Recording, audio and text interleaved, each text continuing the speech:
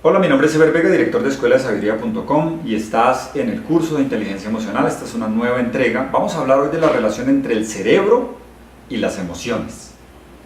Con mucha frecuencia nosotros usamos metáforas para referirnos a las emociones, sobre todo esas metáforas están dirigidas al corazón.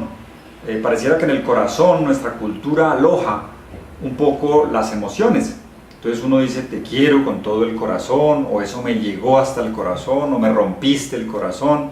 Todo eso son expresiones para hablar de las emociones, de lo que nos causan las situaciones que ocurren y la forma como nosotros las procesamos. Sin embargo, en realidad es desde una zona específica del cerebro desde donde se orquestan las emociones, en unión con el estómago, con una zona del plexo solar donde sentimos algunos impactos, digamos así, de las emociones. Uno siente ahí el hueco en el estómago, siente las maripositas en el estómago. Hay una conexión de estas sensaciones con esta parte del estómago que es el segundo lugar del cuerpo donde hay más neuronas, después del cerebro, obviamente. Es por ello que cuando tenemos unos cambios emocionales demasiado fuertes, casi invariablemente tenemos algún compromiso de salud en el estómago, estreñimiento, colon irritable o cualquier otra manifestación de malestar en el estómago, porque allí de alguna manera responde el cuerpo a la actividad emocional. Pero hoy quiero hablarles del cerebro. Nuestro cerebro está, digamos, dividido evolutivamente en tres estadios, tres momentos. El primero es el cerebro reptil, que compartimos con todos los reptiles. Es un cerebro preformateado que tiene básicamente dos funciones: atacar y huir. Por eso lo primero que ocurre cuando tenemos un susto, cuando nos da miedo, cuando tenemos rabia o enojo, cuando estamos particularmente decepcionados o tristes o deprimidos, tenemos algunas conductas que ni siquiera nos damos cuenta, pero que tienen que ver con atacar. Entonces estamos enojados y atacamos, o sentimos miedo y nos paralizamos, atacar y huir o correr. Esas son funciones preformateadas del cerebro reptil. Eso hace un reptil. Cuando tú te acercas demasiado a un cocodrilo o a una serpiente, él hace las dos cosas, o una de las dos, o ataca o huye. Básicamente es lo que hace. Esas películas de Anaconda donde la serpiente persigue al ser humano para tragárselo, pues eso realmente no es, hace muy bien la película, pero no es algo que definitivamente ocurra en la realidad. Los reptiles tienen esas dos formas, digamos, de desarrollarse que no son emocionales, simplemente son instintivas. El segundo salto evolutivo, digamos, el cerebro como que tenía esa zona y viene otra nueva que es el cerebro mamífero o el cerebro emocional. Por eso los mamíferos tenemos emociones. Los animales mamíferos como una perrita, como una vaca, por eso cuidan a sus crías, por eso los consienten, los alimentan, están siempre pendientes de ellos. De hecho, han hecho experimentos pues no muy agradables, pero que nos dan información, y es que a una perrita parida que tiene sus crías recién nacidas le ponen una inyección que inhibe la producción de hormonas del hipotálamo y ella se olvida de sus crías, deja de producir leche. Todo el complemento emocional que hace que ella se encargue de sus crías, pues se inhibe, se reduce y hace que ya no esté dispuesta a hacerlo. Entonces, el cerebro emocional, ese cerebro lo tenemos los seres humanos y es lo que hace que nosotros tengamos unas memorias de largo plazo, que prioricemos algunas cosas, que tomemos algunas decisiones y que hagamos distintas cosas de carácter emocional. Esta zona se llama sistema límbico, y para las emociones pues hay varias estructuras allí físicas, pero para el tema emocional y para lo que nos interesa en este momento, pues básicamente la estructura importante es el hipotálamo, que produce e informa todo el cuerpo a través de sus secreciones químicas a todo el cuerpo de la emoción que se está produciendo en el cuerpo. Y por otro lado, la amígdala cerebral, que es la responsable de las emociones primarias, inmediatas, de hacer unas respuestas y un anuncio a todo el cuerpo de situaciones como el miedo, por ejemplo, como la ira, emociones que en algún momento todos hemos sentido. Y finalmente está el cerebro humano, que es la corteza cerebral, que es la que nos permite pensar, planear, visualizar el futuro, proyectarnos a cosas y de alguna manera desde este cerebro, sobre todo el sistema prefrontal, es el que nos permite dimensionar o racionalizar las emociones. Sin embargo, eso no siempre pasa y frecuentemente las emociones se abalanzan sobre la lógica, sobre la racionalidad y nos ponen a hacer cosas que no necesariamente estamos preparados o no sabemos después por qué las hicimos. Por eso el viejo adagio que dice que hay razones del corazón que la razón no entiende. Es decir, hay algunas decisiones emocionales, hay cosas que hacemos por emoción que racionalmente no podríamos explicarlas, no tenemos una razón valedera desde el punto de vista lógico, abstracto de la mente consciente y racional. Entonces hoy quiero hablarles específicamente de un evento que ocurre con frecuencia que es lo que llamamos el asalto amigdalar, o lo llaman los expertos.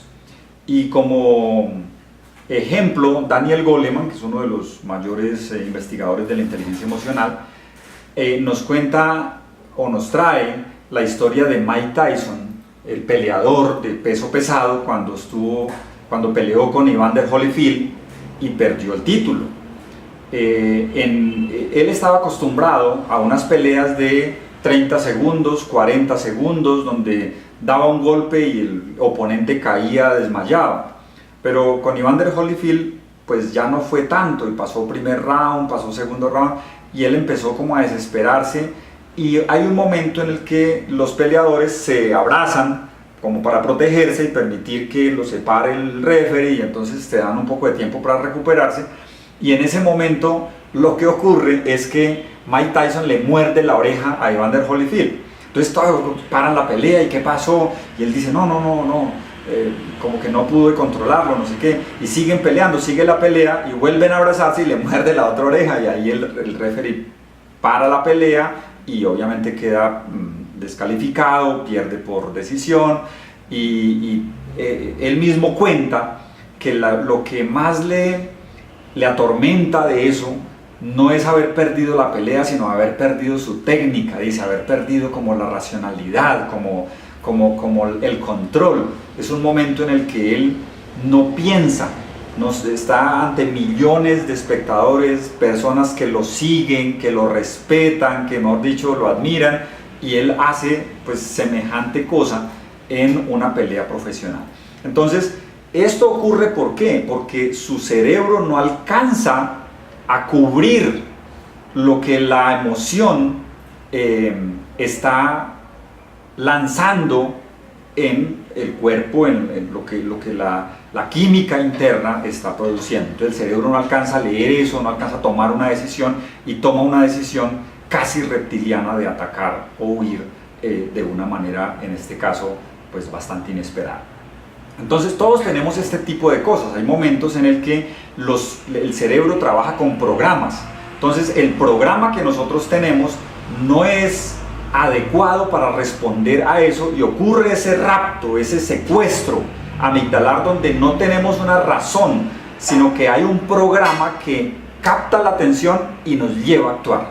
Entonces ese programa es el que finalmente toma, digamos así, la decisión y nos desequilibra totalmente, nos saca de nuestras casillas, nos saca de nuestro proceder habitual y nos pone a proceder de una manera, digamos, no esperada y un poco disfuncional. Entonces hay programas que nos ponen a actuar de esa manera disfuncional y hay programas que pues son funcionales, que nos sirven, que nos ayudan. Hay cosas que hacemos que nos bajan la tensión, hay personas que son mucho más conciliadoras y eso es un programa. Pero el tema es cómo hacer para desengancharme de esas situaciones que todos podemos tener, hacerlo rápidamente y activar un programa más funcional en ese momento. Otro ejemplo de eso son las fobias. Cuando una persona tiene una fobia, ve la cucaracha a la cual tiene fobia y la persona no racionaliza, no piensa que la cucaracha no aguanta su peso, si se para encima la cucaracha se muere, pero la persona no piensa en eso, simplemente actúa, se sube a la mesa, puede tirarse del quinto piso por huirle a la cucarachita que finalmente no le puede hacer mayor daño. Pero finalmente es un programa al cual está respondiendo, no tiene que ver con eso, es un programa que una vez que se enciende tiene un resultado, es decir, pone a actuar a la persona, es un programa disfuncional que pone a actuar a la persona y no puede recuperar el balance hasta mucho tiempo después. Entonces por eso la intención de este video es, oye, tú tienes unos programas a través de los cuales movilizas tus emociones, interpretas el mundo, actúas en él, generas unos resultados. Y esos programas pueden ser funcionales, es decir, útiles, adecuados, buenos para ti, para lo que estás haciendo, para el entorno, o disfuncionales, es decir, no funcionan bien, no te ponen a actuar de una manera que no quieres, después no te reconoces, y por eso es necesario activar programas distintos que te traigan al balance, que recuperes la sensación de control y de estar tranquilo. Entonces, para eso hay lo que llamamos anclajes. En programación neurolingüística se le han llamado anclajes, y es una asociación neurológica, digamos que en la que se compromete el cerebro y todo el sistema nervioso, una asociación entre un estímulo externo y un estado interno. Es decir, un estímulo que te dé o que te pueda ayudar a recuperar el balance. Y en próximo video vamos a hablar de algunos protocolos para eso, pero hoy quiero compartirles algunos anclas naturales que tú tienes, que todos tenemos y que no nos damos cuenta. Entonces, por ejemplo, hay una que es casi universal y es el suspiro o el respiro profundo. Entonces uno está metido en algo y si es capaz de respirar hondamente, probablemente se dé un tiempo y el sistema tiende a recuperar el balance. Entonces estás ante una situación, estás pensando en algo, estás siendo atacado por algo y tú haces un respiro hondo, te das oportunidad de llenar tus pulmones, de llenar tu pecho, llenar el estómago, subir los hombros, cambiar un poco de estado físico y en ese momento te das un poquito de tiempo para releer las cosas. Pero generalmente cuando ustedes y yo respiramos hondo es porque uno asocia eso al bienestar, asocia eso a salimos al campo, estamos en una finca, miramos el horizonte y uno dice, ¡ah, qué delicia estar aquí!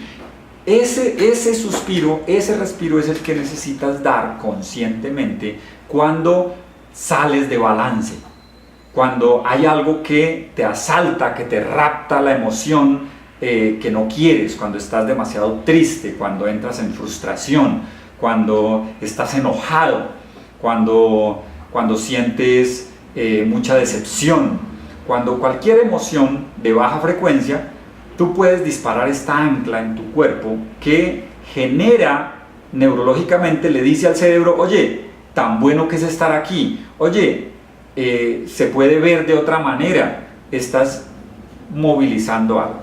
Otra ancla muy particular, para cada uno es diferente, pero son los sabores. Con frecuencia, por ejemplo, para algunos los que nos gusta el café no tiene un sabor particularmente, no sé, agradable, es simplemente algo amargo que tiene un aroma particular y ese unir el aroma y el sabor para algunos nos trae una sensación de tranquilidad, de relajación, más allá del estimulante que puede ser el café. Entonces tú te tomas la taza de café y tu sistema como que baja. A veces es necesario tomarse la pausa del café, es decir, estás en la situación, estás en el pensamiento, estás atareado, frustrado, enojado, estresado y te das la oportunidad de tomarte el café y cuando tomas el café tu sistema se da un tiempo, se da un espacio para cambiar su química interna. Esa es una segunda ancla que puede servirte. Y la otra es conectarte con una persona que te dé positivismo. Entonces, por ejemplo, quienes hemos tenido hijos y ojalá en el estadio más pequeño, cuando ya empiezan a balbucear algunas palabras, tipo 2 años, que uno como que tiene que hacer un esfuerzo para entender, pero que entenderles es una maravilla porque ya empiezan a expresar sus propios pensamientos y a decir cosas. Los bebés, como no tienen contenidos mentales tan elaborados, y si uno entra en contacto con ellos, como que la mente de uno también se limpia. Entonces tú estás con el bebé y estás ahí haciendo las cosas que hace el bebé y tales, y tu mente deja de pensar, tu corteza cerebral deja de producir pensamientos, dejas de plantearte cosas de futuro y te quedas en el presente. Y esa es un ancla poderosa que te puede traer nuevamente al balance, al equilibrio emocional y volver tu química interna a un balance tranquilo.